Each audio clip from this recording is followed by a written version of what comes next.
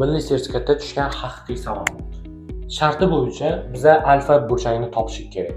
Shartida bizga berilganki, mana bu diametrimiz kichkina aylanaga kasatsiyali bo'lib o'tgan va mana bu yerda 70 gradus joylashgan. Xullas, qanday qilib biza alfa burchak topamiz? Birinchi ishimiz biza radius o'tkazamiz. Bu tomondan aylanani markaziga, O2 ga. Shunda bizda mana bu burchagimiz 2 barobar ko'proq bo'ladi bu burchagimizda. Shunda bu 140 bo'ladi. 140 bo'lgandan keyin biza mana bu yerdan tushiramiz.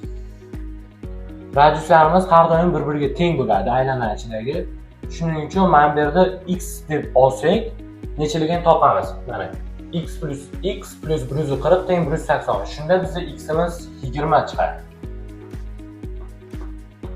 20 gradus. Mana bu yerimiz bizda 90 gradusga teng bu tomonimiz. Mana bu yer esa bizda kasatsiyali bo'lgani uchun radius o'tkazilganda 90 gradus tushadi. Mana bu to'liqchasiga 90 gradus. Bizda bu yer 20 bo'lsa, bu yer 70 bo'ladi. 90 minus 20. Shunda bu yer 70, bu yer 90. Bu alfani topishimiz kerak. Endi uchburchak chizib ko'rsatamiz sizlarga.